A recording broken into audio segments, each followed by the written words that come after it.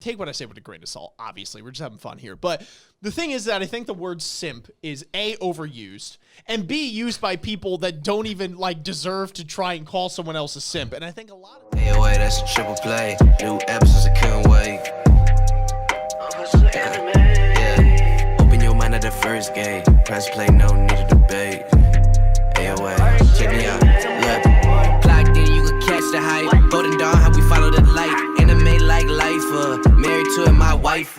What is going on, ladies and gentlemen, boys and girls, people of all ages? Welcome back to the AoA show. I'm your host, as always, Ian, along with my boys Isaiah. Yo, yo, yo. And Gavin. What is Gucci shoes?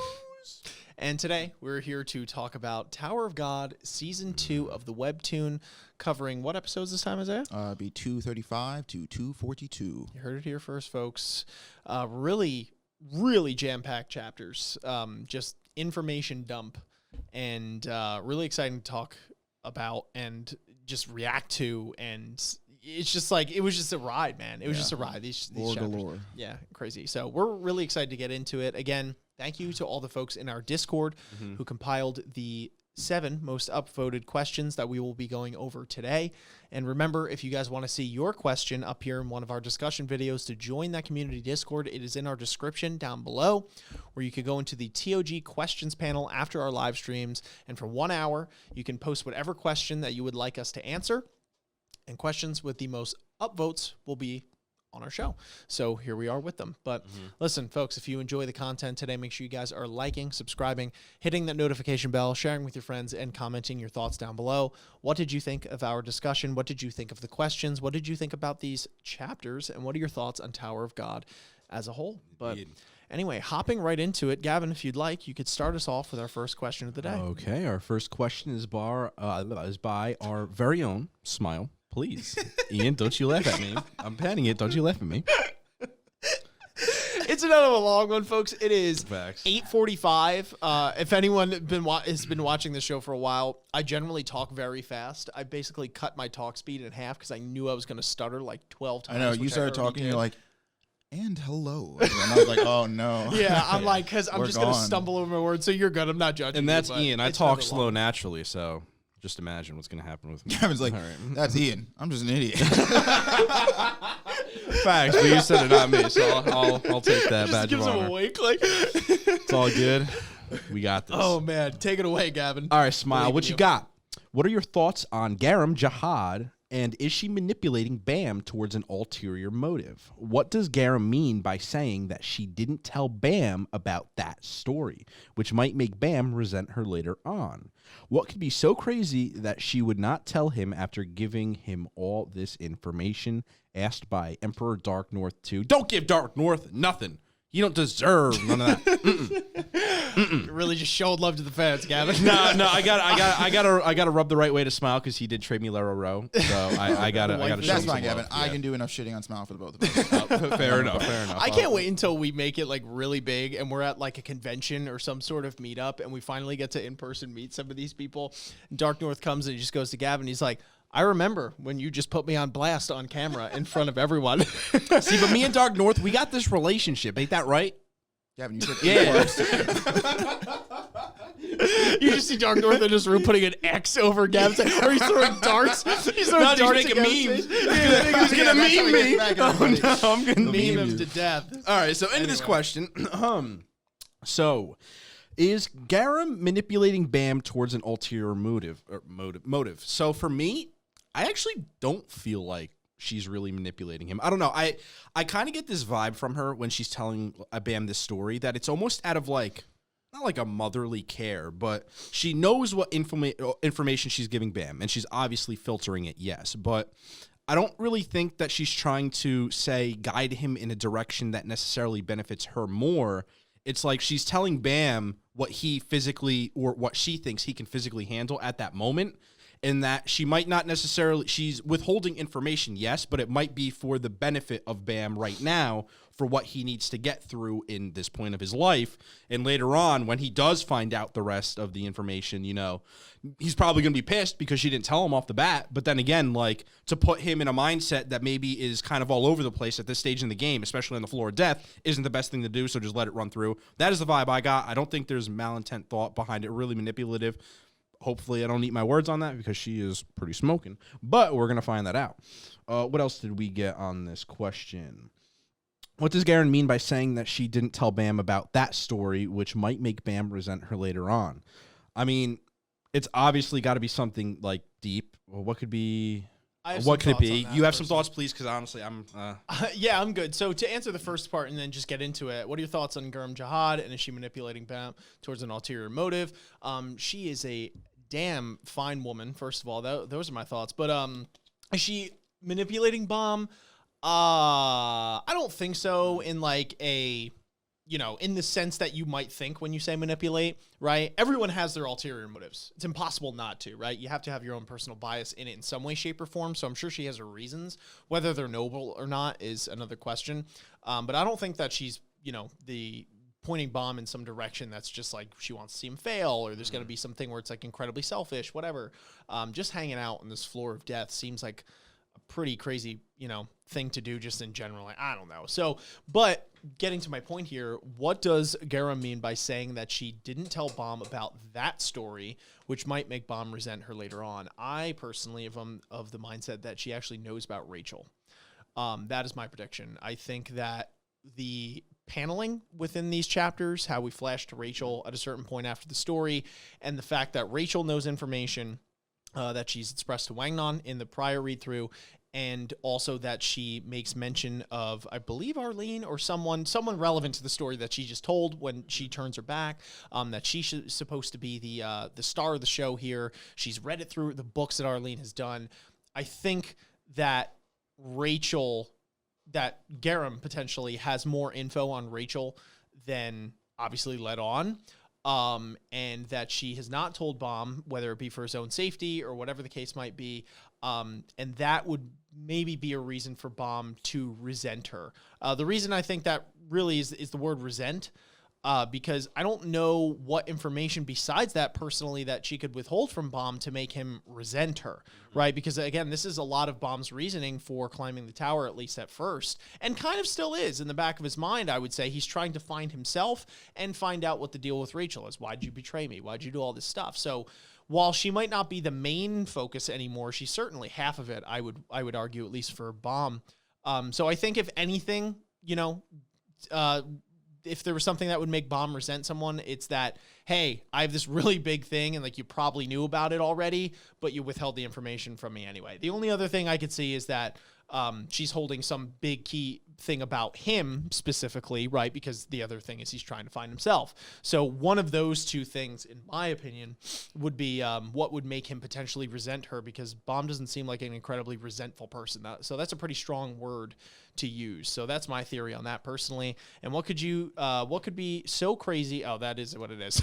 Yeah. What could be so crazy that, you know, not telling him that's really what it is, right? Like what could be so crazy? Cause again, Bam doesn't really give off this like hold a grudge for ages. Like he definitely, you know, has taken the high road on a lot of these. So for Bam to resent someone must mean that there's something pretty personal that's going on. So that's my theory, but I don't know if Isaiah, you had anything. So first part, what do I think of Garam Jahad? That bitch a dime piece through and through. She's super fucking cool because I've said this before with characters, specifically princesses, like Yuri. It's nice to see princesses that aren't complete pieces of shit and, you know, all corrupted and hell bent on the, like, I'm going to be the best and kill every other nigga that, like, looks at me sideways. So that's dope. She's like, you know, she's pretty cool. And as far as the whole, like, you know, what she tells, the whole Arlene story and stuff, I don't really, so I definitely do agree that I have two things. One, I agree with the Rachel thing. I think the part of the story that she could be withholding for now, it could be information on Rachel that might make Bam resent her after the fact, because that information might be sort of a key component in how Bam should feel about Rachel. Because especially like you said, with the later panels that come up like right after the story of Rachel, definitely paints us in this light of like it's now like Rachel against Bomb, right? In order to like be Arlene's prophecy, to do Arlene's mission and complete the thing that she never could, or get to the thing that she never could. So I think if Bomb is still seeing Rachel now as like, you know, his savior, his you know, the person that did all these things for him, but come to find out this story actually paints that she was doing all those things, you know, sort of half-heartedly or manipulatively in a way to like sort of persuade him of not being a part of this, then Bomb, you know what I mean? Like then he'd be like, oh, well, fuck, why didn't you tell me that? But I think, again, like she says, in the interest of like keeping him sane and keeping his psyche intact, getting all that information at once like might shatter him, because we know Bomb is a pretty typical, like, you know, the shonen protagonist style, as far as like he's very naive and he has that classical like try hard, do or die, I'm gonna go by my beliefs, and part of that would be like giving everybody as many chances as possible, even if they don't deserve it. So yeah, I think that the other thing that I do think though that it could be is information about Jahad. I think there is, at least even with that story that we got, which did open up and clear up a lot of information. You know, there's definitely plenty of holes and plenty of tidbits of information that aren't said. And so I think maybe it's like this story clearly paints Jahad, at least to someone like Bomb, as the villain. But I wonder if there's information, because again, it's interesting, as much as Rachel parallels Bomb, we know that Jahad's journey up the tower has been pretty close to Bomb's journey, at least in terms of like their mental psyche, where they both have been thinking as far as like, I need to get power, I need to be stronger to protect and save everyone, to make everybody happy. Like that was both of their mindsets going up the tower. So maybe there's this like, you know, maybe there's part of the story of something that Jahad did or said or implemented that, like, you know, I don't know. I definitely think the Rachel one is stronger, but I think the Jahad one is valid. Interesting stuff. So anyway, moving on to the second question we have by Big Dumbass. That's a name if I've ever heard one. You big dumbass. It's getting to the point in the night where like everything's funny right now. So I'm like, Well, oh my that's just God. objectively funny. That is funny. It's like who doesn't laugh at a fart? You know what I mean? Doesn't matter how old you are, Uncultured type thing. Yeah, that's what I'm saying. He actually just joined the Discord today, if I'm not mistaken. Yes. So thank you for joining and thank you for your question. Fantastic name. So anyway, he says, what do you think of what happened to V? And do you believe that he really killed himself? Do you think that outside intervention may have been involved? Maybe Jahad? Leading, Your Honor. Leading the witness, Honor. Okay, Your Honor. No, I do have to say, though, that this was something that kept on getting brought up when we live reacted to this, when we read through it. And I'm like, all right. I'm like, there's too many people right now that would be like, you really think he killed himself? You know what I mean? Like when it happened, that like, I was just like, yeah, maybe he killed himself. But then like 8 people said it. And I'm like, all right, clearly y'all know something that I don't. Or this is, I guess, a big question within the community that people have theories on. One of the two. But I will, you know, because of that, I will do my best to try and think if there are other ulterior motives. But that doesn't necessarily mean there has to be. Again, there's so many of you now that I'm like, all right, I guess there has to be something beyond it, I right? got a Like, theory. you know, but I guess the problem with like the he killed himself route is it's so cut and dry. It's and so simple easy. that it's Yeah. this story literally has 99 loops and fucking loopholes and Sure. shit for every fucking Yeah, character. no. There's no way this dude just offed himself. No, and I that's don't it. think. No, I genuinely though. What I was going to say is that once all of you sparked that interest, I thought about it a little more, and I don't think he did. I think, like you said, it would be too easy, and this is a character that Arlene falls in love with, right? And like, granted, he could be a piece of garbage, but a lot of the intentions from what we've seen from Jahad and gang in the beginning when they climbed the tower seem to be a little more noble. So I would assume if Arlene was so swept off the floor by this guy that he must have been a pretty genuine dude. At least that's my prediction, unless she just has a terrible taste in men, so be it. But I don't think that's the case. I think he was a good man, and that he wouldn't just do something so much like a cop out like that. You know what I mean? I don't think like, and when she's going through her time of struggle, that he would be like, all right, you know what would really make her feel better if I just offed myself, you know, that just doesn't add up. It doesn't compute. Yeah. So I don't think he did. I think if anything, maybe Jahad did it. But it would just seem interesting that within, Garam's story and what she retrieved from the pocket, I feel as if potentially, maybe I'm reading into it too far, if Jahad killed him, I guess if, unless it was under wraps, like that would have been said, or at least she would have been like within the pocket or the diary or whatever she got the information from. Well, he killed himself. That's the running theory, but we think there might've been foul play. Like she doesn't say anything at all. She's just like, he killed himself. You know what I mean? So it's just interesting to me. I feel like if Jahad has something to do with it, being that he was such a key piece in the story, it's like he killed the kid. He was after him the whole time. And then he killed V. You know what I mean? Like to end it all off, he killed V, like that's not said. So I wonder if there's some sort of thing, some other third party, or if V didn't kill himself, but maybe he wasn't even killed. Maybe he just did that to maybe spark her into some sort of movement.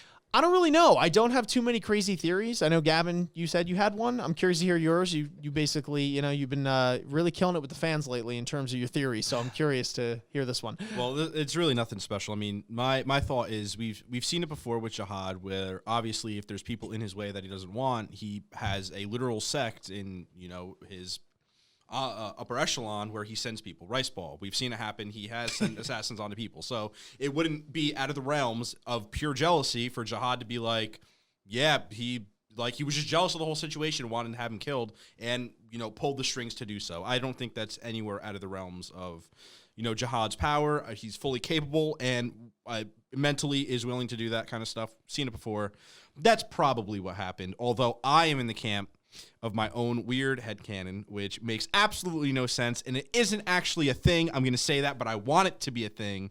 Well, I don't want it. If this is actually a good theory and you just try to put this forward, it's like, it's nothing, I'm going to be upset with you. No. It actually isn't a good theory, and it makes no sense, but I think it would be interesting for storytelling reasons, and that's for the fact that Arlene was going down such a crazy path and was just losing her mind that she actually killed V in like a delusional state and literally had no recollection of it. Like she just went so far off the deep end that, like, I don't know, out of wherever she was at in life or whatever XYZ happened, for some reason it led to her killing him, not realizing in some weird turn of events, and then her maybe waking up out of a delusional state, like, what the fuck, he's dead, with the knife next to him, and some weird things happen. And like I said, it makes no sense and it isn't a thing, but I feel like it would be, like, weird and interesting in a weird way if it was, like, her at the end of it who killed him for whatever XYZ reasons would come up with. I know. Well, actually, he shouldn't even be here. He's gone. We don't know where he is. Gavin, stop. I'm just saying, dude. I'm just saying. This is little man. Gavin, I wake up at 9 o'clock in the morning. I do these video recordings all fucking day. I ate a Wawa sandwich for lunch. Give me Tiny Rack. I get one thing today. For real, dude. Come on. First off, that's not a stupid theory. That's actually pretty that's what I'm plausible. saying. And if it happens, you now have to do a 24-hour stream. Done. Said. Bro, I'll beat you. I'll do a 24.5-hour stream. You got it. Yeah, bitch. You know what Gavin just did? You know the thing where the SpongeBob episode where they get the Davy Jones locker guy, and he's like, "I'll give you 3 wishes" or whatever, and he's like, "Make it 5," and he's like, 4, 3, take it or leave it. It's like what Gavin just did. He's like, "I'll do you one better. I'll go even longer." Damn, dude, how am I forgetting his name? That's how you know it's been late, because I do not miss my SpongeBob references, and I'm missing this one. Damn, that's rough. Anyway, so my thought on this question, Davy Jones, is that. No. I don't know. No, it's not. And I got to look it up because I can't think. You do what you got to do. Anyway, Isaiah. So, about the question, if I may. Yes. I think, one, now that Gavin's theory is in my head, I do think that would be interesting. I do think it's the least likely of the theories that are in my headcanon, but I do think it would be interesting. I definitely think that there's some version of sabotage. If he did not kill himself, that just would be honestly a little like weird of like these circumstances to end like that. Because like you were saying, I do think V was like a pretty stand-up dude. I think he was a pretty all right guy, and I don't think he'd be like, oh man, she's really fucked up about this kid. Anyway, because like that doesn't make any sense. That just seems like the most logical thing to do to help my lover. Yeah, but like, so what I do find interesting is the problem with this story, and not the story of Tower of God, but the story that Garam tells, which I actually love, is that essentially it's a case of blown up telephone, right? Where it's like the only people who know what really happened are the people who were there, right? All of the stuff that Garam tells us is the stuff that was recorded on the pocket. The stuff that was recorded on the pocket is the stuff that was recorded by Arlene, like in her, you know, in her time after the fact of these events happening.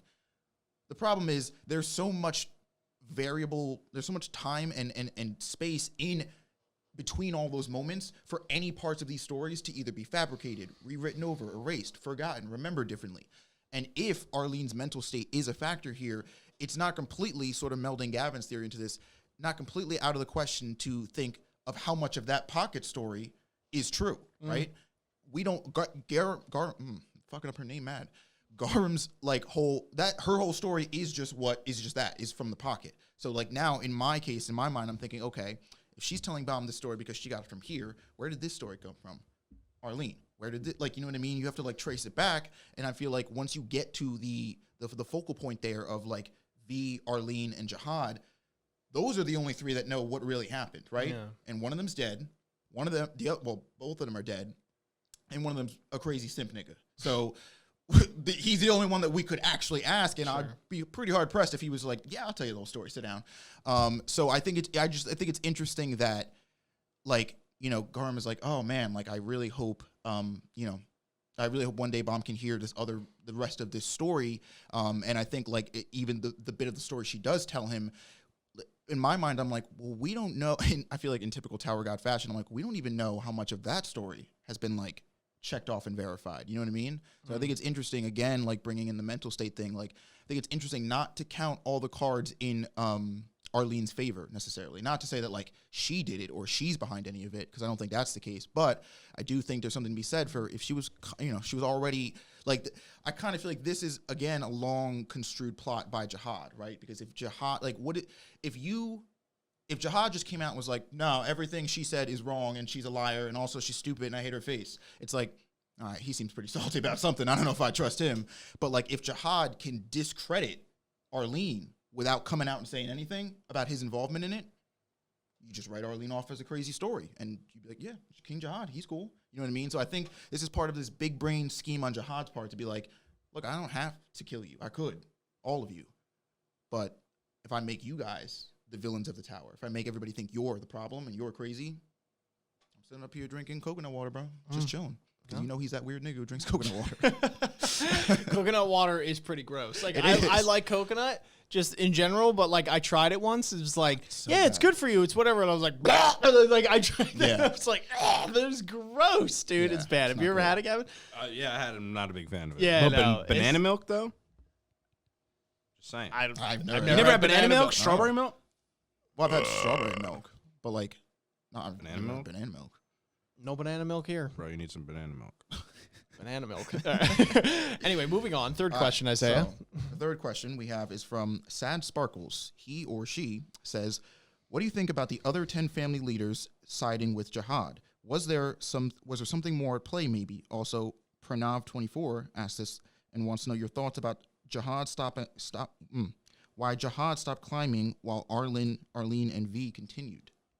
Wanted to continue. Yeah. So I think it's definitely interesting because, again, if we talked about like Jahad's whole mental state and his mindset of like, you know what, fuck it. I'm like, we get to floor 134, and he's like, that's it. I'm done. I'm the king here. We're not going up any higher because there's no need to. I'm already the strongest nigga here. Nobody can fuck with me. I'm just gonna set the precedent. Here's the law.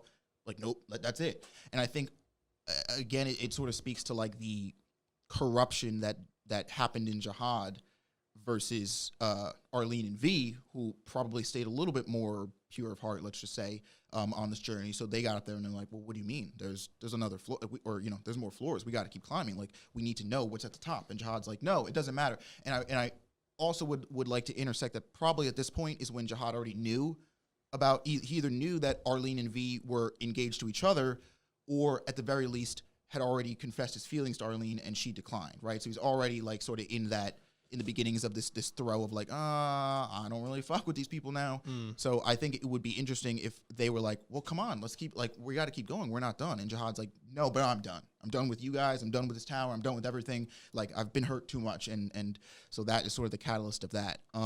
And I do think it's interesting that the 10 family leaders essentially were like, oh yeah, you want to do this? You want to do this whole, you're the king and we just kind of fuck every. I'm cool with that. I get to be the one. Yeah, sign me up. You know what I mean? Because like, why they're getting other than being the king, the best possible deal in said scenario. And it also tells me that like maybe they also didn't have room to object because even given their strength, there's got to be a difference in strength between them and Jahad himself. So Jahad was like, all right, you guys run this shit with me or I kill all of you. And it's like, drive a hard bargain, Jahad. All right, we'll sign up.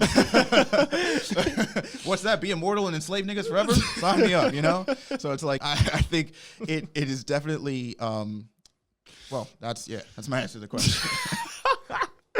You're wild, bro. Oh man, I gotta But am read I this wrong? again. What do you Shine with Jahad. Yeah, I think Jahad, if not anything, is definitely charismatic and knows how to talk, how to lead. And I think that does play a role.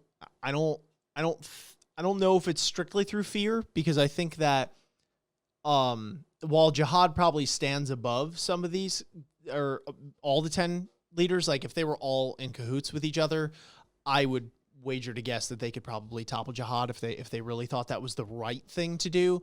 I think that's the issue here, is that they didn't think that was the right thing to do, right? Whether it was through Jahad's manipulation or whatever, being like framing these people as the bad guys. That's definitely, I think that would definitely be a reason. Or, even if they didn't care if it was the right thing to do, like if their greed got to them, kind of like, what you were saying before, and they're just like, no, like, I think we're good here. Gavin, I love you to death. Please stop rocking in that chair. You just hear, and I'm like, I can't even hear myself think. I'm like, what am I even saying right now? I'm just looking at Gavin, he's like this. He's just like zoned out, bro. Bro, I'm lost in my thoughts. What can I say? That's me. Why do you think the camera's never on me? I'm always in my thoughts. Banana milk, bro. Just chilling. It's too much banana milk, dude. Nah, dude. Anyway, I don't know what the I'm saying, bro. Jahad's evil. Fuck everyone else. They're either greedy and they didn't give a damn, or they got tricked. All right, that's my answer to the question. Also, Pranav24 asks about your thoughts on why Jahad stopped climbing while Arlene and V wanted to continue. So how the story is framed right now, Jahad's, the bad guy within this framework of the story. Arlene and V are in the right, or at least more so. The line is, usually blurred and things are gray.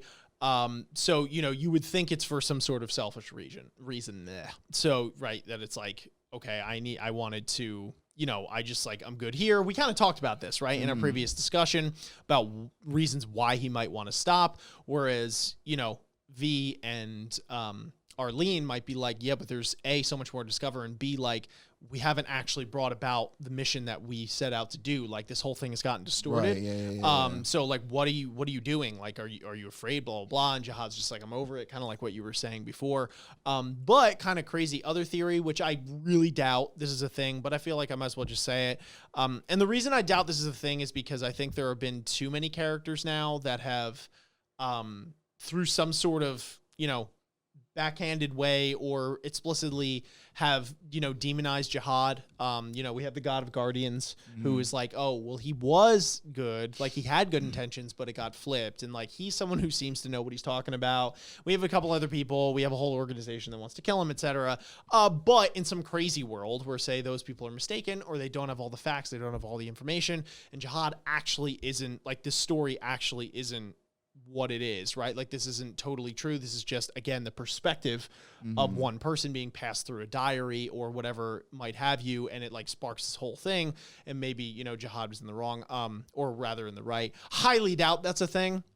But I mean, I think if that were a thing by some like crazy way, that his reasons for not wanting to climb, again, I would assume get inverted, right? That it's like, no, like, if we climb here, like destruction gets brought upon whatever.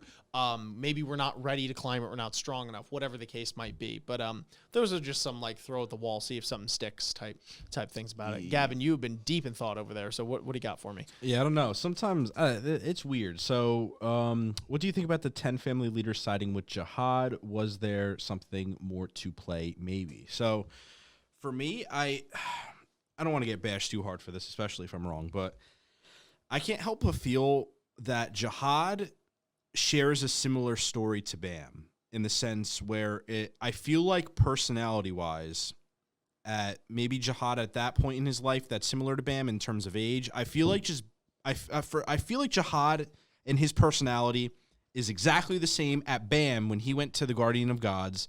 And with that, you know, he's very open with life. He's very curious. You know, he's very, like, people are accepting around him. Like, exactly what people are drawn to Bam, I feel like, is what people were drawn to, to Jahad. It wasn't necessarily he talked his way out of it, per se, but there was just something about him that everybody gravitated toward, and it's that same thing that Bam has. But with power brought corruption, and then that's what manifested into its own thing. And it quite literally could be something that we see happen with Bam almost in following in those same footsteps. Although I don't believe so, I do think that Jahad had that same footing that Bam did with following the tower, which would explain why why the other 10, the 10 heads were so close to him, because almost like Bam and his squad, you know, you have Kun and you have Rak, they'll die. They'll take a bullet for Bam any day of the week. So if Jahad was able to build that same relationship with those, you know, other people, then quite literally it doesn't matter what he's doing or what decisions he makes. They have his back 100% because of that strong bond that they shared. And the reason why Arlene and V wouldn't share that same bond with Jahad specifically is because they formed their own they form that relationship on their own, you know, separate from the group. And that's really what separated them from the pact and what allowed Jahad to then hunt them down, because, you know, they were able to do that because everybody else was by their side. And that's how I feel it's all intertwined, where it's very similar to Bam. And I feel like that's going to maybe be jarring for Bam as he finds out more about Jahad and how similar that they were in terms of walking their cross of life. And that, you know, that's kind of what teeters Bam, is that he could quite literally change on a dime and be just like Jahad if he wanted to. And it's like fighting that, you know, that inner turmoil. Yeah. So that is what I think that happened. Thoughts why they stopped, and Arlene, if you wanted to continue. We've already talked that under the ground. Honestly, anything that I've said in the previous episode or previous thing that we recorded is really the only thoughts that I have. I don't know. I mean, obviously they are able to still climb to that next level because Arlene and V wanted to. So that kind of nixes the idea that there's a really great power that is really stifling them down, because obviously if they wanted to and could take it on, like, they had a whole group of people. Like, they were able to climb the tower. It's just for whatever reason Jahad said no, and that's what we're going to have to find out later on. So I'm not going to go in crazy on that. Real quick, though. Yeah. I just have to say this. No one out here is going to tell me that this man V is not in some way, shape, or form related to HOTS. Am I wrong here? Look at this guy. He literally has the same exact garb as HOTS. Yeah. I mean, not literally. Bro, I called him HOTS. But yeah, like, he literally has the same exact drip as HOTS. No one could see this, by the way, but it's all good. Whatever. If you could see this, same exact drip. He's got the sword thing going on, and his hairstyle, like, the guy looks identical to what HOTS was in those panels. Just saying, bro. There's got to be something there. Please make this happen. That'd be crazy. Can you imagine HOTS was like like some crazy thing? No, I know it's not, but I'm just saying, bro. They got striking similarities here. The most interesting thing about this is last week when we only assumed Jahad was like the one head, and then the 10 families climbing. We were talking, and we're like, oh, it's got to be because Jahad was like, no, I'm setting a precedent here. Like, I'm gonna rule over everybody.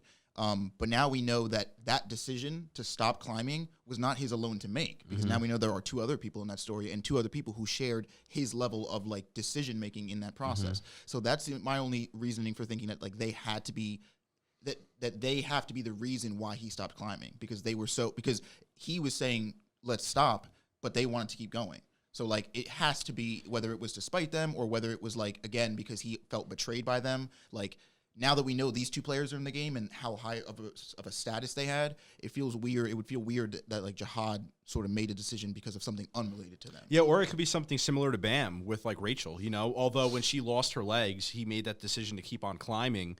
Say there was, for whatever reason, that she dies or, you know, does fall in love with X other person. Like, that very well could be, that is enough for Bam to just say no. And it could be the same story where it's like he was climbing the tower, and a reason that kind of blended in with it was because he was falling in love and loved his journey he was going on with said person. And now that that's all lost, what's the point? And you just kind of cut it clean. I'm the king, kill the husband, call it a day. But Spark Notes. But yeah, I don't know. that very well could be part of it. Interesting. Yes. Anyway, right. But I think you have the next question. Oh, I do. Oh, I forgot. 4, we have Shafad Sheikh. Sorry, I butchered the crap out of that, but I love you. My question: how do you think, how do you think that Bam was revived, and why did the outside god help Arlene and revive her son? What did he get in return for helping her? Any initial thoughts, you guys? I gotta compress myself. That was hilarious.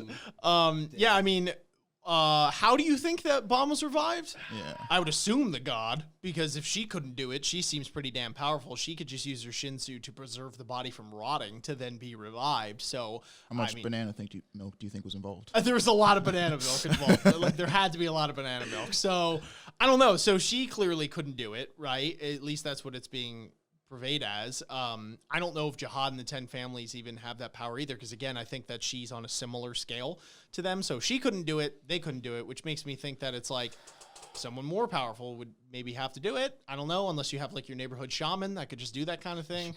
Who knows? But I mean, so I would assume, you know, Hey, Richie, the neighborhood shaman. yeah. So maybe it was a guy. It was the, you know, the outside guy. All right, Gavin's like freaking yeah. out over there. We'll give Gavin the camera. Thank you, Gavin. Everyone, pay attention to Gavin now. No, because this is awesome. This might blow your mind. But what if hold on? No. Don't laugh, because this actually might be insane.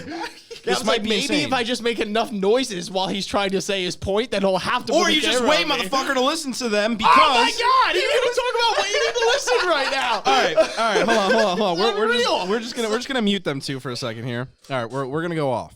Okay, we're gonna go off. So, the revelation that just occurred in my mind when this was announced. This better be right. No, it was, better be because good. you got to think, the baby was killed prior to V actually dying. So what if actually V was a self-sacrifice or a human sacrifice that Arlen offered to said God to then allow the baby to be revived in that state, like a 1-for-1 offer? Or maybe actually V also then like proceeded with that plan and was like, yeah, you offer me for the kid, and then everything else got lost in the sauce. But I just thought that 1-for-1, actually the timing is very weird for it. So yes, that was the interruption. I will give it back to you. And I want you to think about it. And what do you think about it? Could have waited for this nigga to finish speaking before you interrupted him. No, dude, that honestly that was blew like my mind. sea level at best. Bro, what do you mean sea level at best? That's a fact, bro. What do you mean? If like you just Bro, said something that blew my ears sideways. Is that Arlene used V as a human sacrifice? That completely changes the directive and makes Arlene look like she's getting rid of V to give the No, baby what I'm life. saying is if it was a 1-for-1 and V was like, yes, I sacrificed myself to save my son who has been killed by Jahad, that changes everything that you just said. And that is actually plausible to what could happen. Yeah, but then the whole suicide narrative doesn't. But like you back said, out of it gets nowhere. lost in the sauce. What do you mean it comes out of nowhere? It literally could have just been lost in Well, I'm translation. saying it's one thing if the narrative is that V killed himself, but actually somebody else killed her, and Arlene doesn't remember that, versus Arlene was in on the plan for him to give up his life as a human sacrifice, but was like, oh, he killed himself instead. But he would theoretically be killing himself if he offered himself. Just because she said he wasn't offered at the hand, him literally killing himself could have been for a sacrifice. Just because she said it wasn't for a just because she didn't say that it wasn't for a sacrifice doesn't mean that he couldn't have killed himself in this way because he was holding a knife. It could have happened in form of a sacrifice. And it, like I said, it just wasn't translated like that. But technically he would kill himself. Let me say this. My first thing here is, I'm not going to say you're wrong because I really have no clue. So it could be something. My second thing is, though, the thing that I guess would lead me to maybe not go down that route, is that if I'm not mistaken, and correct me if I'm wrong, she does a bit of wandering. Like the story doesn't, like, it's not like, okay, he kills himself and the next panel is like, and then he was revived. Like there's like, it seems like there's a time gap. That she is wandering and searching and is constantly using Shinsu to keep the body from rotting. So it would be a very delayed revival, I guess, if it was that route, which leads me not to believe it. And number 3, if you ever interrupt me with a fucking mediocre theory like that, it's fine. We'll just mute him. He can't say anything. I got full power. No, you can't hear a word they're saying. He doesn't need no power. I control you. I'm Jahad. That's right. Know your place. No, I'm fucking with you. What a mistake to give Gavin the controls. For real. Anyway, if you ever fucking interrupt me, Keep going, bro. I can play this all night. Keep going. It's all right. The people know. Are you ready? Yeah, with a mediocre. I'm just saying, dog. We'll be here all night. With a mediocre. Come on. With a mediocre theory. With a mediocre theory, Bro, like I can't view too much. ever again.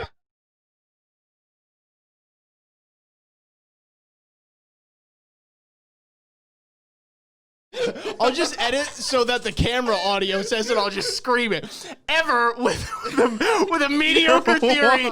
Ever again.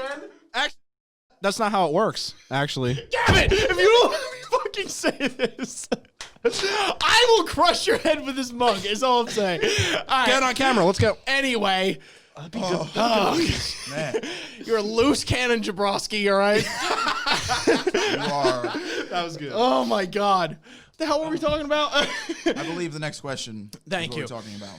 Anyway, no, I didn't even say my fucking theory on this one, right? I was like, skip. He was like, no. I was just trying to get past whatever. No. Okay, the question, thank you very much, is how was he revived? I think it was the god, personally, whatever god that was, because it seems that gods and administrators like have that ability. I don't really know who else she would know unless it's like some weird outside source that we don't know yet, a third party that it's like we don't know anything about the outside world really, right? All we know is that they came from it, and that there's apparently a god in that realm that might be like an administrator or something like that, but like for that region of planet whatever they're on. So I don't know. I don't really know the whole 411 on that, but and why did the outside god help Arlene and revive her son? So permitting it is, the story's true and it is that god, why would he help?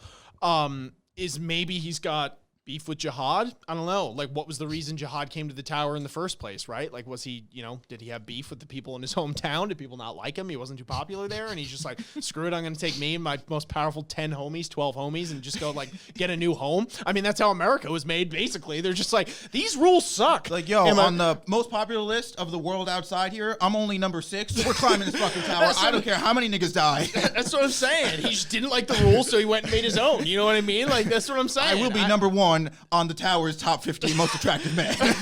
I guess. I don't know what the reason was there. I think I would like to give an informed opinion on that, but to be honest with you, and I don't want to sound like I'm dodging the question here, but I really just don't think I have enough information to give a solidified theory on like the motives of a character that we don't even know A, really exists, and B, like have seen or anything, right? Like I just don't have enough info.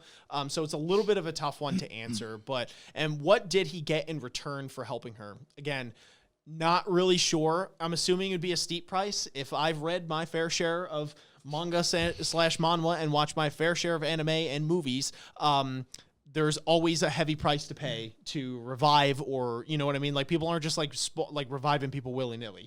There's always some big price to pay generally, or some price to pay generally speaking. So whether it was her soul, her life, or whatever the case might be, like there was probably some sort of equivalent exchange or some sort of big deal type thing. I just don't know what that would be. So yeah, I pretty much agree with the sentiment that so that it was some god from, it was the outside world god, if that's what we're going to call him, that does revive the child, and that the price for that, like why he would do that, is because that there is some, there's some beef with Jahad. There is something like, because we don't know much about the outside world in terms of like how it's broken up, what it looks like, I guess, but like we know that that's where Jahad comes from, right?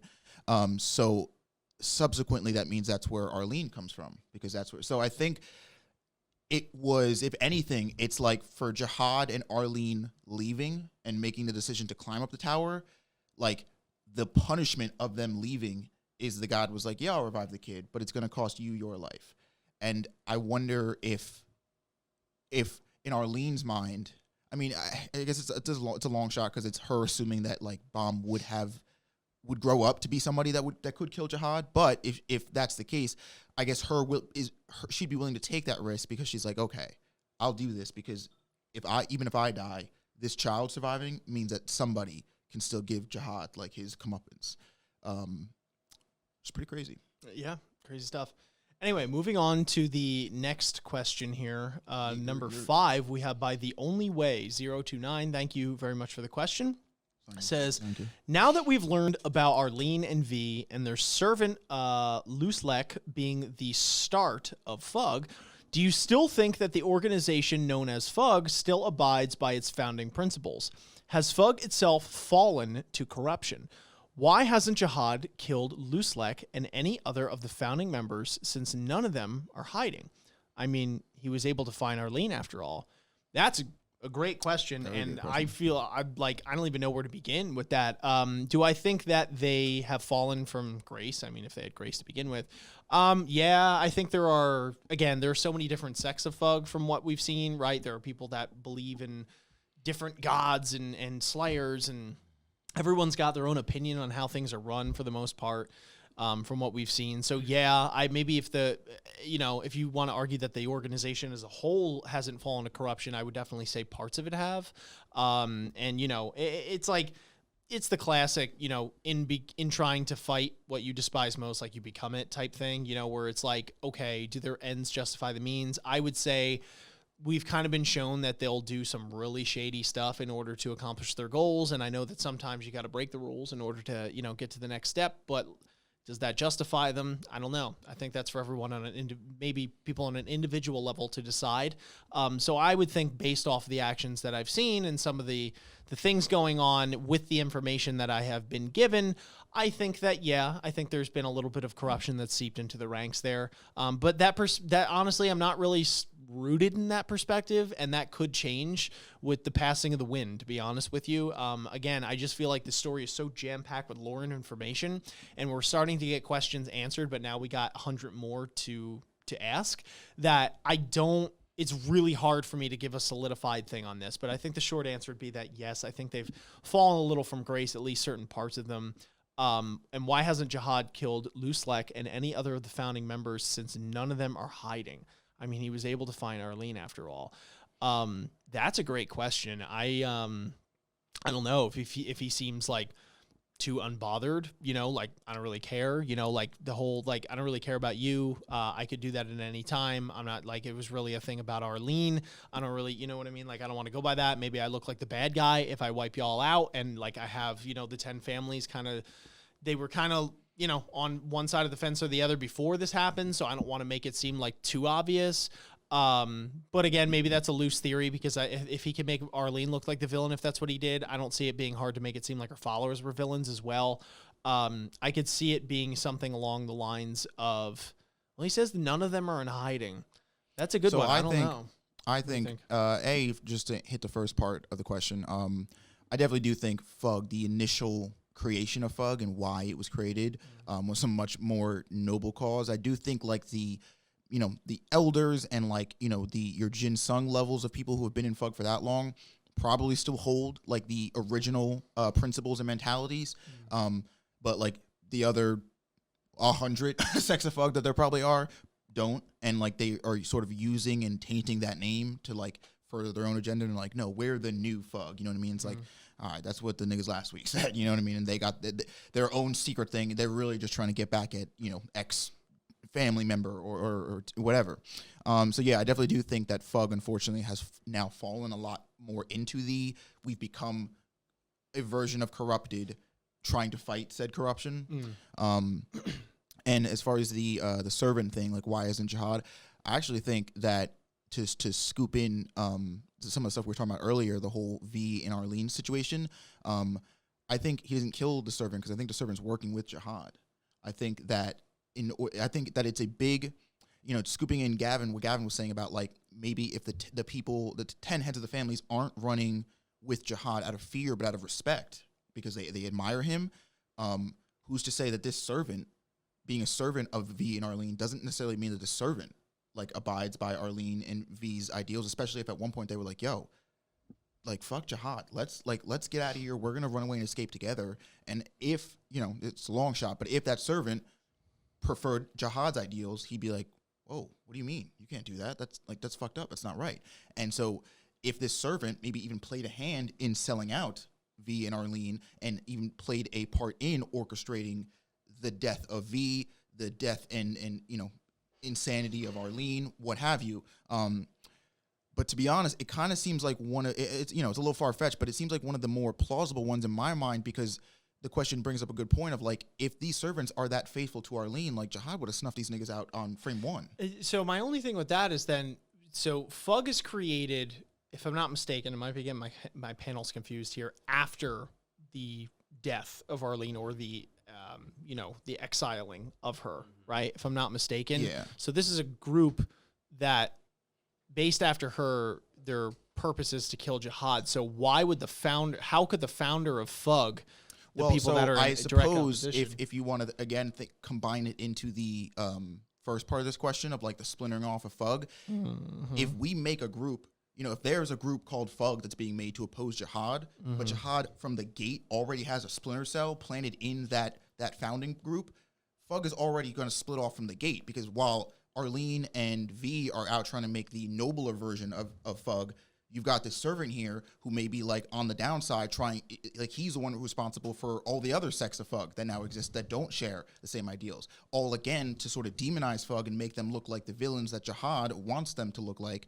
so that, you know what I mean, people don't. But why even create them then at that point, though, is my thing, right? Like, it seems weird for Jahad to willingly let someone set up an organization that is directly opposed to him and is a thorn in his side, if the whole time he's like, yeah, you can create it, but make them look bad. Like, is that the ploy? You know what I mean? Like, that just seems like a lot of runaround. Well, I guess because in my mind, like, he wouldn't be able to stop FUG from existing, right? Because V and Arlene were going to do it anyway. Well, V and Arlene didn't make it, though. Luslec did, or Luke, who the hell? Luslec, Loose Lips, Johnny Tight Lips. Luslec made FUG, right? Not Arlene and V. They didn't make it. They made it for them. True. So it's like, I don't know. It's weird. I don't know. I just feel like there's no good reason why this nigga would be alive if he was like a dead supporter of V and Arlene, if Jahad killed the baby and maybe V. Like, you know what I mean? What do you think, Gavin? So I'm actually, I don't believe it. So I could see if maybe Jahad inserted like maybe someone to try to infiltrate FUG to find out information. I don't think that they're being bankrolled by Jahad. And I think one of the weird points that sticks out for me is when they bought Kaiser. Actually, you remember how she was auctioned off, and some of the leaders from the 10 great families, were there, and they threw money down. And it was interesting when we saw FUG literally throw out bankrolls more than the 10 great families.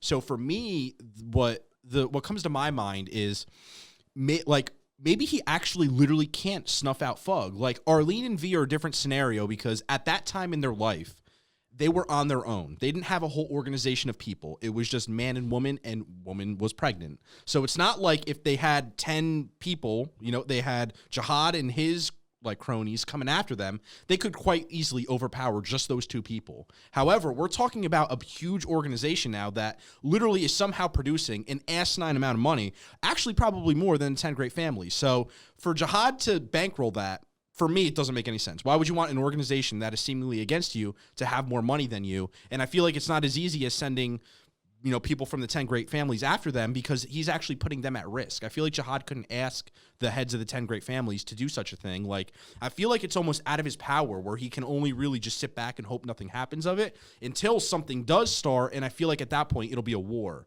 which he's almost steering away from at this point, and it's kind of just bubbling over into what we have now. So for me, that's what's interesting. However, it wouldn't throw out the idea of him actually inserting some people in there, try and find info. Because another thing that makes that theory that you said off for me is, say Jahad was backing FUG and had ties with them, then he would also then know of the importance of BAM existence with FUG, being that if he is a direct descendant of Arlene, his lover, like, you think that's going to scope under him? Like, if there was any whiff of that thought, like, I feel like he would know of it. And maybe you could say that's the argument of Karaka being interjected in it. Through some weird back alley, which I don't see. But I don't know. I just feel like his hands would be on the money if he caught whiff of wind, and he might not have. But it's a weird sell for me that he's backing it. But like, I wouldn't be opposed if people. Well, so I don't.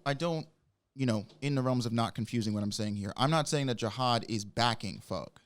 Not at all. But I do think that for somebody in Jahad's position, every good ruler needs to be sort of put up on a pedestal, so to speak. And so if Jahad can make FUG this organization, if there is nobody opposing Jahad, then it's only, in my mind, a matter of time before people start looking to Jahad and being, all right, what are we doing here? What's the point? If there's an organization that's deemed a terrorist organization that's like actively trying to fuck with people and kidnap people and ruin people's lives in the tower, then Jahad looks like the good guy, right? If these guys look like a bunch of radicalists, a bunch of crazy people, but they don't go away, Jahad doesn't snuff them out, then he has this perpetual wheel running of people that are just always going to end up making him, and by extension, his organization, look better just for existing. It's essentially something that's working out in his favor without him even having to do anything or try. Yeah. And so I think that the other thing is like with Bomb, just because Jahad knows of FUG as a group, again, especially now, like when we say FUG, like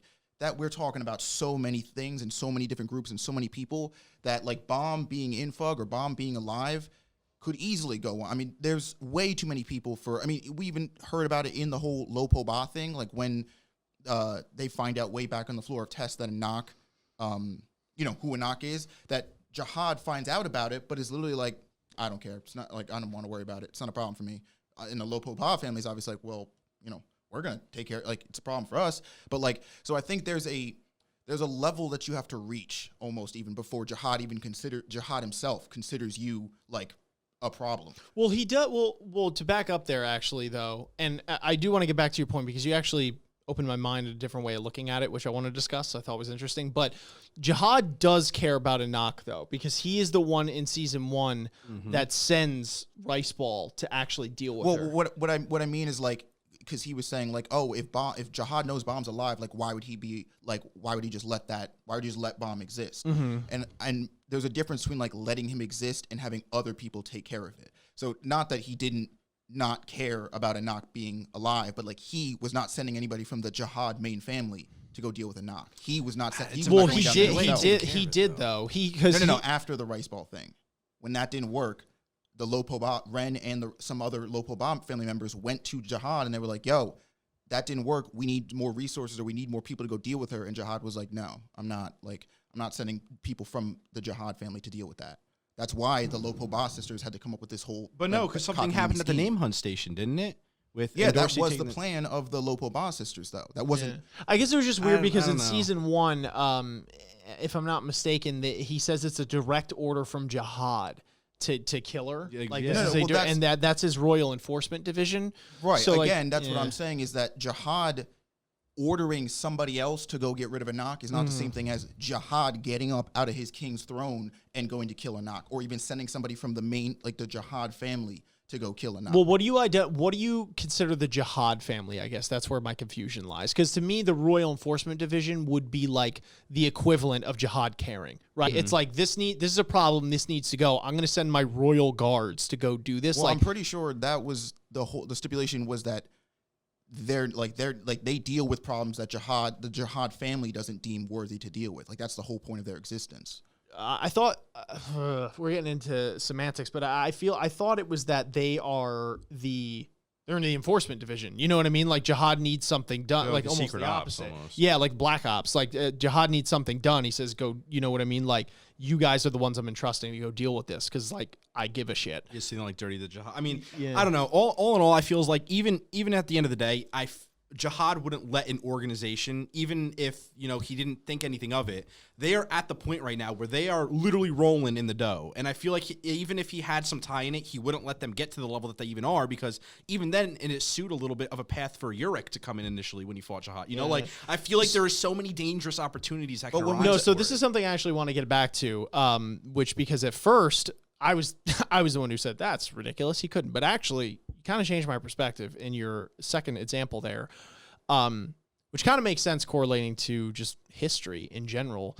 That if you can create an enemy for people to unite against, it kind of distracts them against everything else that is going on. So not that I necessarily think that is the thing. So I'm not agreeing or disagreeing because I think both are fine. But I guess my point is that I can see the argument for that, because it does make sense in terms of just world history that's a tactic used all the time, right? Where leaders that are maybe on the decline or that want people to rally behind them or whatever the case might be against a splintered and divided people that are on the ropes will usually find a common threat enemy, whatever that is. It's been used as a tactic of fear since the dawn of time, to get people to rally behind whatever it is, maybe give up rights that they normally would never have given up out of fear and safety, and unite against this common enemy, under the banner of jihad. And maybe they don't like jihad that much, but they're like, well, this FUG thing's a big deal. It's a terrorist organization, etc. I could definitely see the argument for that. And I guess to kind of sum up the money debacle, potentially. So number one, when they get bombed, even though they do have the funds to do it, so I definitely am agreeing there. They do say that they're willing to pay any amount. Now, so because it's bombed. So, that may have been a pretty big chunk of change, but even with that, countering my own argument and, agreeing with what you were saying before, that is a pretty big chunk of change regardless. So they definitely have some crazy amount of funds. Whether it's more just in general or not isn't necessarily confirmed, because again, it was bomb. He's a special case. But I could see, again, getting back to your point, where Jahad is literally the one funding them, you know what I mean? And giving them the ability to buy weapons, do all, you know what I mean? Do this crazy stuff and but has a direct oversight on it, then he would be okay, they're doing something. I'm not saying that Jahad is funding FUG. My thing is Jahad's not supporting FUG, but he's giving them enough breathing room to exist and to cultivate a following, cultivate a organization and a group here. Because again, if he can let this problem fester, but not get infected and not overthrow him, he looks like a hero compared to this terrorist organization. If Jahad just comes down there and wipes them all the fuck out, which I think he could, then it's just him and the 10 great family heads. And there's nobody there's no, now everybody's focusing and looking and picking apart every little thing Jahad does. But if it's between focusing on what Jahad's doing and worrying about what that crazy, group of 100 or whatever people are doing, you know what I mean? It divides people's focus. Well, I guess that's what I was agreeing with. And I guess maybe when you use the word support, it could be, I don't mean that he's coming out in the public and being I support FUG. You know what I mean? I think it would be, again, more of a, if your theory was correct, which again, I was just saying I could see as an argument, I could see as him supporting FUG behind the scenes. And while he's and even him not liking the group and letting them fester, I guess could be argued as support, because it's the alternative is you destroy them. You know what I mean? So just the fact that he's not letting you die would be a form of support in some way, shape, or form. Sure. So I guess that's what I was saying. I think that's that's an interesting one. I really don't know. I don't know. What's the next question? What's the next question? The next question. I think it's you, right? It's me. It's from Otin. He says, "What is your perspective of FUG now? Since the current head of FUG, Luslec, was a follower of V, and could Bam's parents be the true founders of FUG because it was stated that they formed an organization that opposed jihad?" Oh, that's awkward. Because we were literally they didn't make it. That was Luslec that said it. And the next question, here we go again, going on a 30-minute theory and then not having all the facts. Welcome to the AoA show. Anyway, any thoughts? So, now that Bomb's parents did make FUG, Bomb's parents' FUG operatives confirmed. Oh, man.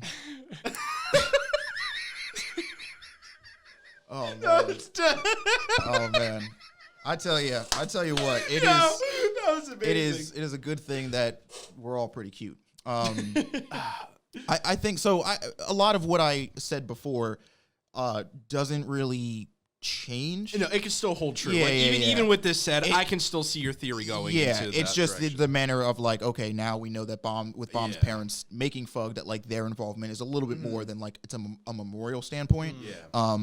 But I do think, for the most part, it everything else, it's what's the dude's name? The servant, Lelouch. That he, that he necessarily again. I'm just because I'm thinking about this from, which maybe is a weird thing to say, but thinking about this from Jahad's perspective here, it's all right, I just I now have basically made myself an enemy to V and Arlene, and now they're trying to go off and do their own thing. How do I bottleneck this, right? How do I maintain control over the situation? Oh, I got to put eyes in there. If I have eyes and ears everywhere, there's nothing I don't know about. I can't be overthrown or hit off kilter or countered by something because I know everything that's going on. So at most, it becomes a situation of problem that I don't have to worry about and problem that I do. So I do think there's still a stance to be said of my last thing of like, okay, there could be...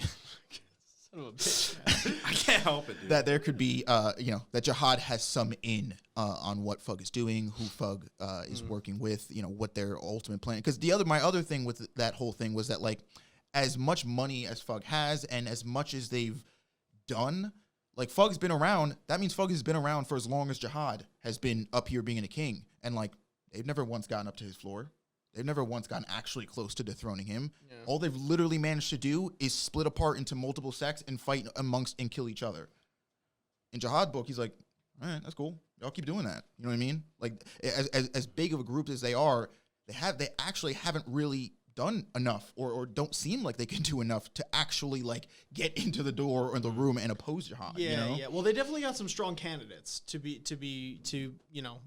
Right, but that's sort of my point, is that, like, if all they've done is boister up these people's egos or whatnot to be like, you are going to kill Jahad, but nobody that they've actually appointed as a slayer to kill Jahad has, like, ever actually gotten up to the floor where Jahad is. Yeah, I guess that's the final boss. So it's like if they did that, then they already win. But my point is they've been around for literally as long as this tower's existed. So, like...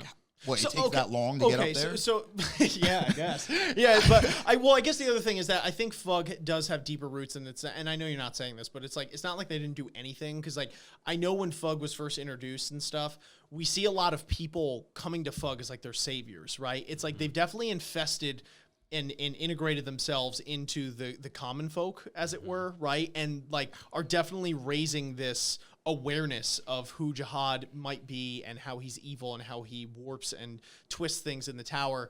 And I think now, doubling back to the theory that I was saying might be, something before, which I don't disagree. I think it's definitely an argument, like I said.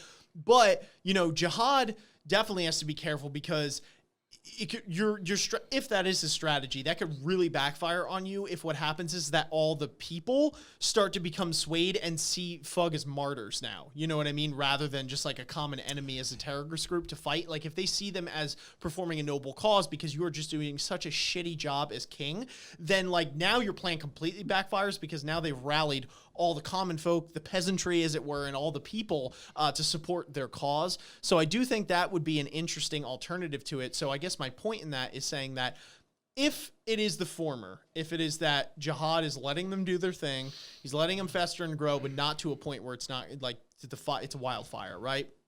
I think Jahad, if that is the case, has, like, and I know, it's been established he's really powerful. No, but I mean, like, really powerful, seriously, because I think that if we've established anything, like, at least in my telling of the story, that FUG has definitely made waves amongst people, like, just everywhere in the tower. Everyone knows their name. There are people that are split down the middle on whether they support them, whether they don't. This is a big deal. This isn't just like some, like, small little terrorist organization that, like, randomly carries out an attack and then everyone's like, damn those FUG people again. Like, this is literally a movement that is swept I don't think that, tower. like, they're just like some small neighborhood, no-name bullies. So that's my point, that I think that if Jahad is in control or is supporting, whether behind the scenes or, whatever, that Jahad is either incredibly cocky and confident that he has the ability, or he is really pulling more strings than we give him credit for, and is like, even though they've swayed probably half the tower, I don't give a damn. I still think everything's hunky-dory. Well, when we say, like, that FUG has swayed the people of the tower, don't forget that, like, the people that we saw that we're talking about with FUG were on, like, the 20th-ish floor.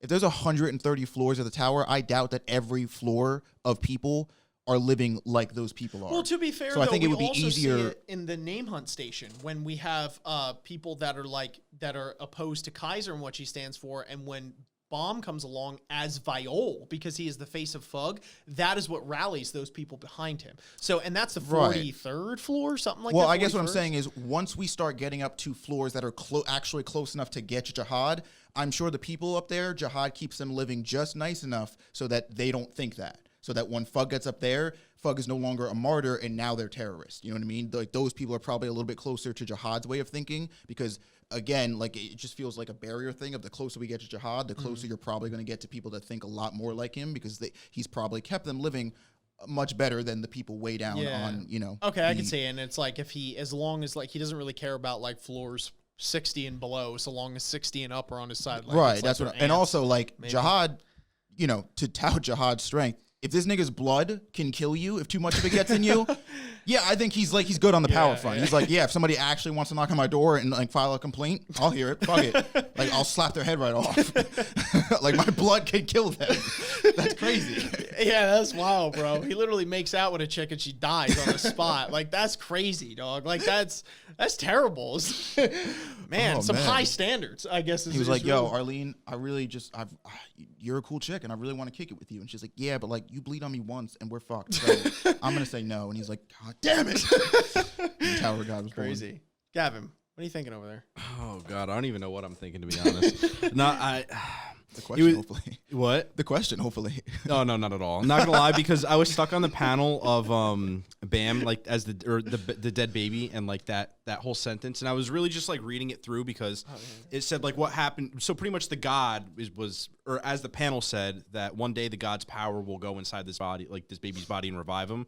So like with actually just sitting there staring at it, I was trying to think back to the beginning of Tower of God and like the first events when Bam walked through those doors. Because don't forget, Yuri was on the first floor, which is almost unheard of. And I was really trying to think like why she was down there to begin with, because I feel like something had to have happened for her to even like want to go down there. I feel like it wasn't just on a whim. She did remember this is something that I don't remember. Find weird about the anime and the webtoon. The anime does completely cut this out, but in the webtoon, she does state that like she got word that an irregular had appeared in the tower, which someone like Yuri would take great interest in that, and especially because she already knows Yurik, and like she knows what an irregular is capable of, and especially if she's a princess who wants to change the tower, i.e. get rid of people like Jahad, somebody that can do that, it would definitely be like, and because when she gets there, her whole thing is she's like, oh, whoa, this dude doesn't look like what I thought an irregular would look like. He looks like kind of weak and wimpy.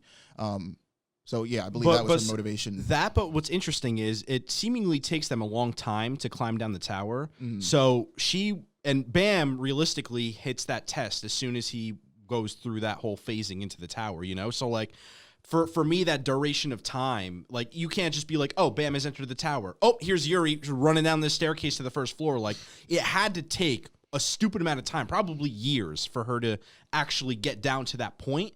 So my thought is that when Bam maybe initially woke up in the cave way far down, that God who transcended into that body or something had to emit a power that then resonated with people above, and they're like, oh, this kid's awake, which probably brought Rachel to, you know, years later because Bam, you know, was a baby. When Rachel found him, was how old? Probably, well, I mean, age doesn't matter. Well, age is weird in this, but, like, you know, he seemed like he was, like, in, like, maybe 14, 15, you know? So that amount of time, like, I don't know. But pretty much he went from baby to Bam status that we almost saw when Rachel moved that boulder. So with that amount of time, I feel like it would be enough for then Yuri to climb down the tower. Like, I'm just trying to think of the timetable at the beginning. Well, I think it's got to be a scenario, again, that, like, she caught wind that an irregular was going to appear in the tower, and then started said descent at whatever time that was. And, like, again, not that this is, like, the end-all, be-all, but, like, having someone like Evan, a guide, probably helped her get down the tower a little bit better than, like, if she just started trekking down by herself. But I don't think it was, like, oh, there's an irregular at the front door, and then Yuri was there, right? I just picture her running down the stairs like this, like putting on her high heels, and she's like, Evan, we gotta go. And she's like, she like throws her purse on like this, like button over, doing her tie, and just runs to the door. I don't know. Yeah, I was just thinking, or even maybe if, like, where they were, Bam and Rachel, if that actually is a part of the tower, maybe just underneath it in a sense, or like it's in that vicinity where it's like not out of the route. Because I don't think so. I don't know. Like they made a pretty good point to be like they come from outside the tower, hence the whole irregular thing. Yeah, but that could just mean outside the door, the entrance. Like that literally could just mean the tower. Like it literally could mean that, like, they just like it's not like you could just dig up into the tower. I like, guess, yeah. You know, and they did walk through that hallway where the door was, didn't they? I guess I don't know. I guess my thing is that, like, if we're gonna be like, there's a god of the outside, like, it feels weird to put a lot of emphasis on a part of the world that, like, is actually still low key actually part of the tower. Like, it's got to be a part that's disconnected from the tower, because otherwise, like, all that stuff is still way too close to the tower to not be affiliated with it in some way. Like, I do think all of the outside elements, the god place where Bam is, like, are actually like a separate. Plus, like, Jahad and them had to come from somewhere to climb the tower. They can't just come from the basement. They said that We're in the basement. Let us up there. Banging brooms at the top of the thing. No, did they say that Arlene with the baby had left the tower? Because I feel like that's also a big thing to add. Because if it's it's not like you could just call out outside gods from inside the tower or so. I think they did, because she I leaves think the tower. The because baby they dies make a in the point- tower. She then leaves the tower. They make a point to say that, like, she had found a place with, like, such a beautiful starry sky and, like, such a view, which we know is not a view obtainable inside the tower, which means she would have had to leave. Oh, I thought that's where she came from. She may have come I'm from may- there. I'm pretty sure But she came regardless, from there. regardless, it's outside of the tower. Yeah, They did specify that she's it's from not outside in the tower. So it's a place she knows. That means she went back to outside the tower. I know. I was just because they made it apparent that like even Urek, he can't just leave the tower. Like he's even said he's been trying to. So my thought is like, was she actually able? Like I don't remember them saying, "Oh, she left the tower and was able to do it." Like I feel like Well, she I maybe guess it's- didn't. I don't know. It's just weird. Like Yeah, why wouldn't Urek be able I- to leave then? I guess my thing is that if Arlene was one of the OGs that climbed the tower, like her, Jahad, and V, like they have to know the way that they got in. Well, no, because right? Urek came in from outside the tower as well. He wasn't born in the tower. He came from the outside. You know, like that's like what's just weird in my mind, where it's like, how does this all connect? Like that's what I'm saying. It's so hard. Yeah, and man, like I'm a level I with don't you. know. It's almost 10 o'clock at night. Too late. It's My 10 o'clock. tower, my ability to deduce on Tower of God went from like here to like here. Dude, same. So, That's why I'm crumbling right now, bro. I don't know. They're crazy niggas, bro. They're real crazy niggas. All right. Let's get to the What's the last question? Is Jahad a simp? Yes, he's a fucking simp. He wants that Arlene Arlene wants to. I don't even know. I don't know. There's some weird love triangle. There's like a baby maid. Maybe. I don't know. It's. Pan camera, you guys. What do you got? Oh man, I agree. He wants that Arlene cock. He was just so innocent when he said he wants that Arlene. And he just like looked at the sky like, what have I done? He's like, I can't take that back. I can never It's out there. financially recover from this. No, dude. I'm already Oh broke. man, that's hilarious. Jahad's a simp. Yeah, he's a simp, bro. He's a simp. I think. Yeah, I think when he like didn't take the hint and he's like, I'm gonna propose again. You know what I mean? She's like, no, again. Yeah, You know? and I think Like- when Jahad was like, yo, Arlene, like, girl, you want to kick it for real? And she was like, nah, I'm kind of fucking with this V nigga over here, though. And Jahad was like, I'm sorry, what? Like, if we had just stopped there and he was like, damn, that's going to hurt. I'm going to have to eat like a whole tub of ice cream to get over this. But I will. And then, like, just kind of had a couple nights of solemn and, you know, maybe beat his meat a couple times and, like, got over it and moved on and evolved as a person. We'd be fine. We'd be There cool. goes our monetization. But right, it's fine. We're in like the hour mark of this episode. Way past. At that point, when he was like, all right, so actually then what I'm going to do in response to that is find a way to kill the both of you and then become king of this place and make everybody think that I run this shit with an iron fist or I'll kill them all because my blood can kill anybody by being in them. Like now we're at simp levels. You know what I'm saying? Yeah, I think he crossed into simp territory once he then tried to take out his frustrations and kill them along with the child. I could see. That's true. Baby murdering. Yeah, baby, That's true. Baby murder. Yeah, that's not good. yes, baby murder is total simp It's move. like, Don't do that nigga had nothing to do with Yeah, this. yeah, it's for real. But the real question that you didn't answer with this is it Well, I didn't justified? even answer at all, true. really. Fair. All right, go, quick. Fucking Gavin again. Go. So what I was saying is, listen, I understand there is something to be said about persistence, right? Like sometimes it's just like, you know, you can't walk down the street and just be like, hi, like, you know, that like really, you know, want to kick it with you. Like Isaiah was saying, and like, nah. And it's like, I'll be back. You know what I mean? And it's like, not in that way, but he's like, then he goes to the gym. You know what I mean? He reads a couple books. He gets a little bit smarter. He pumps the iron. He comes back. He's like, Yeah, how about now? but- You know what I but- mean? Like, but- it can happen. But if he goes to the gym and gets super jacked, Jahad, and then comes up to Arlene, he's like, you want to kick No, it no, now, that's what girl? I'm getting at. And then she's like, Let me- yeah. Then she only wants him because of his jackness, Can and I- he shouldn't be kicking it with her to begin with. Listen. I'm just saying. Listen. Let me also kill a baby, nigga. Let me explain my point, okay? All I'm saying is there is something to be said about persistence, okay? And trying to better yourself as a person. Maybe she didn't see it because she was just like, aesthetically, like, you're not cutting it. You don't got much ambition. Like, maybe you're not my type. And to be honest, I'm not really attracted to your body. And he said, you know what? I'm going to try and better myself, right? I'm going to go, I don't think V is going to treat you right? And I'm going to go to the gym. I'm going to savvy up. I'm going to become a better person.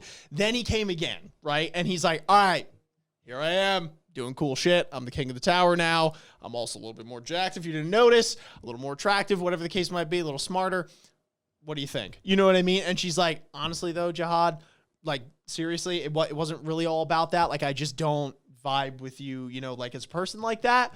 Then when you go into the, okay, now I'm going to kill you, that is simp level. And that's what I was getting at, where it's like, you know, I think sometimes the word simp is misinterpreted, and it's like people, and I know obviously it's a meme, so like going too hard into this, don't take what I say with a grain of salt. Obviously, we're just having fun here. But the thing is that I think the word simp is A, overused, and B, used by people that don't even like deserve to try and call someone else a simp. And I think a lot of times this comes from the fact that like just the fact that a guy likes a girl, right? Or is like, I like would do a lot of things for the, like said girl, that it's like, you're a simp, right? Like if you even treat her with a modicum of respect, simp. And I honestly feel like that is how that term is used a lot of times, to be completely honest with you, right? It's like, just because you like a chick.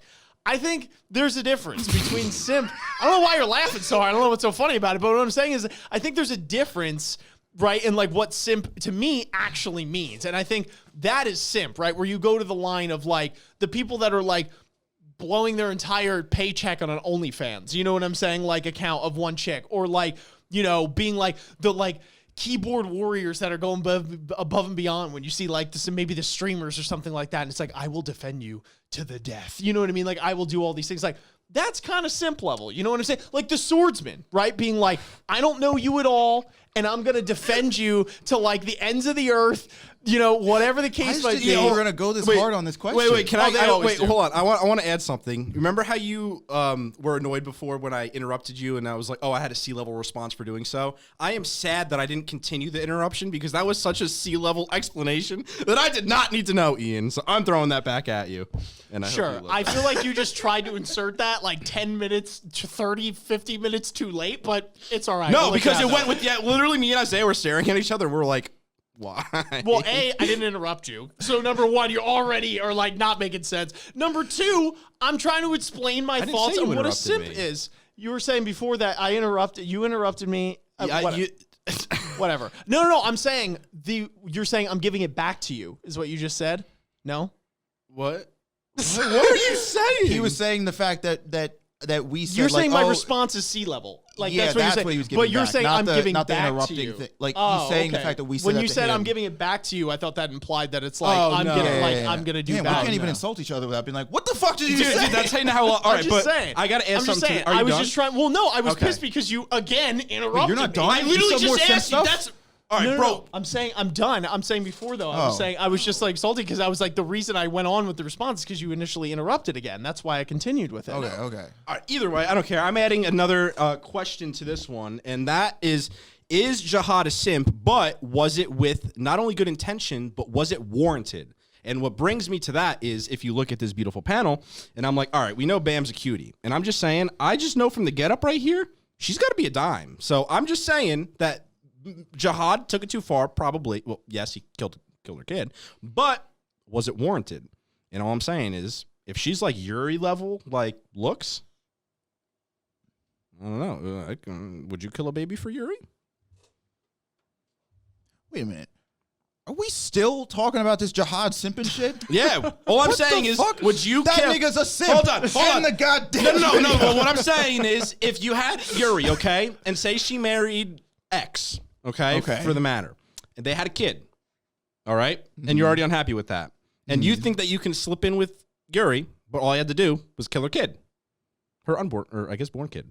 Would you do that? Well, no. No, because if Yuri genuinely, honestly wanted to marry that person, then I'd be like, all right, go ahead then. Because I want Yuri to be happy over her being with me. Like that's weird. That's the area that Jahad gets into where it's like, no. You can't just be, you got to be with me. And it's like, whoa, nigga, as a simp, no, that's like you can't go in that territory. That's like taking it too far. So you're saying that there's levels to being a simp, I guess is what I'm getting at. The question never framed being a simp, at least in my eyes, as innately a bad thing. It just means you really like somebody. Yeah. But like anything on planet Earth, it can be taken too far.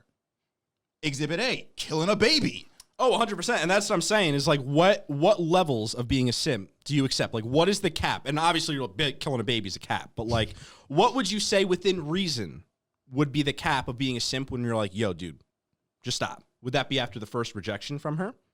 Would that like what line should have been drawn in the sand to when it's like, I would say the first rejection. Because the first rejection. Again, to be honest, even with Ian's example, and I still don't really know how we're still talking about this, but like, if you like Jahad wasn't like eating potato chips on the fucking couch and just wasting away his life before he asked her out. Like, next to V, he was probably a pretty stacked nigga. So like, for him to be like, yo, girl, you want to kick it? And she's like, nah. It's like, all right, dude, then check it, nigga. We just move on. Because if you get like jacked or whatever, and then come at her and she's like, yeah, now I want to be with you. It's like, oh, okay, you just want this body. You don't give a fuck about Jahad. Jahad needs love, okay? And if you're not gonna give Jahad love and you just want to give that body love, then you go to the gym and find some bodybuilder and work on that shit. But Jahad, he's gonna better himself. He's gonna do him. I don't know. I was saying before, which I think was relevant to what you guys were saying. What is the definition of a simp? And I feel like you can't accurately assess how far does simping go before it's too far if we don't even know what the definition of a simp is and if it's different amongst different people, which was my point in saying that earlier. Yeah, so what is your, Gavin, what is your definition of a simp then, is my thing. Bro, I don't know. You just love women. That's the definition of simp. So that's what I'm saying. Yeah. I deem it as a different definition. Therefore, going too far and not going too far frames itself in a different light. So also, I was saying before with your thing, you know, that I agree with that and that, you know, maybe her intentions weren't there. But I do feel like, I guess maybe that was the joking part of it. Obviously, the whole like weightlifting or whatever. But the fact that he is bettering himself, I guess, was the thing. Because like along with that, you could argue that it's like, you know, I not only respect how you look like physically or whatever the case might be, or you gotten smarter, the fact that you had the ambition and you had the drive to put yourself through those hours of work and all that kind of stuff just to impress me or just to do whatever definitely is something noteworthy, you know, in general. So those are my thoughts. Do I think he's a simp according to my definition after that other rejection, him not being able to handle it? Yes, that is my answer. You think he is, right? And you think he is, correct? Who doesn't think he is? Who doesn't think he is? Anyway, I think that... It's almost like that whole conversation was pointless. Crazy, I know. Why did you put that question on there? Was that really upvoted? Like, not only was that upvoted, it was the highest upvoted question by far. Yeah, not only by far of the questions on this list, but of any questions we've ever gotten in the Discord. That shit had like 22 upvotes. The highest we've gotten is like 15. No, honestly, on a real note though, I do like these questions, and it's a shame it was the last one sometime because again it gets late and all that kind of stuff. But I think these questions are funny in the sense, and you know that you can, unless you know whatever happens, like it's too late or something, you can break them down, you know, and I think that's what makes it fun personally, but. Anyway, I'm shot. I'm sure you guys are too. And I want to end this. So, well, too bad. So we're going to end this now. We don't. We have 2 hours? Yeah. Fucking psych. 2 hours, 3 hours? Something like that. Yeah. Anyway, folks, hope you enjoyed our discussion, our banter, our idiocy, because plenty of that going around. Bear with us. We're tired. We're having fun. But yeah, so if you guys like this content, if you like what it is we do, make sure you guys are liking, subscribing, hitting the notification bell, sharing with your friends, commenting your thoughts down below. Is Jahad a simp? Let us know. Let us know. We'll know that you watched this whole video. That's for damn sure. That's true. So that's the thing. Let us know in those comments down below. But until next time, we'll catch y'all on the flip.